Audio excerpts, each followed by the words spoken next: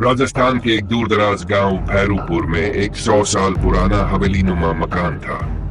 कहते हैं यह हवेली एक अमीर जमींदार की थी जिसने अपने जीवन के अंतिम वर्षों में मानसिक संतुलन खो दिया था और अचानक गायब हो गया। तब से वह हवेली वीरान पड़ी थी। गांव वाले कहते थे कि रात के समय हवेली से भारी सांसों की आवाजें आती है, जैसे कोई अंधेरे में छुप कर देख रहा हो। और सबसे खौफनाक हिस्सा था सीढ़ियों के नीचे का तहखाना, जहां कोई नहीं जाता था। पात्रों का परिचय। आदित्य एक शहर का युवा इतिहासकार अपनी रिसर्च के लिए भैरूपुर आया था। रहस्य और पुरानी इमारतों में उसकी गहरी रुचि थी। उसके साथ थी उसकी दोस्त नैना, एक फोटोग्राफर जो पुराने स्थानों की तस्वीरें लेती थी। दोनों ने हवेली के बारे में सुना और तय किया कि वो वहां एक रात बिताएंगे ताकि उसकी असलियत पता चल सके। अगर ये सब मनगढ़ंत है तो हमें साबित करना होगा, आदित्य ने कहा था। नैना ने हंसते हुए जवाब दिया, और अगर सच निकला तो? तनाव की रचना। रात का समय था, चारों ओर सन्नाटा पसरा हुआ था। हवेली के अंदर की हवा भारी लग रही थी, जैसे कोई उन्हें अंदर घुसने से मना कर रहा हो। हर कदम पर लकड़ी की फर्श चरमराती थी, दीवारों पर धूल जमी थी और छत से मकड़ी के जाले लटक रहे थे। आदित्य ने देखा कि सीढ़ियों के नीचे एक पुराना दरवाजा था, आधा खुला हुआ।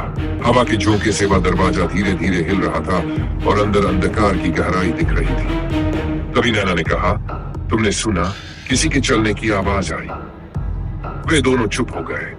तभी ऊपर की मंजिल से किसी के खिसते पैरों की आवाज आई। किस किस। आदित्य ने टॉर्च चलाई, लेकिन रोशनी उस छाया तक नहीं पहुंची। चरम बिंदु। हिम्मत करके दोनों सीढ़ियों के नीचे गए।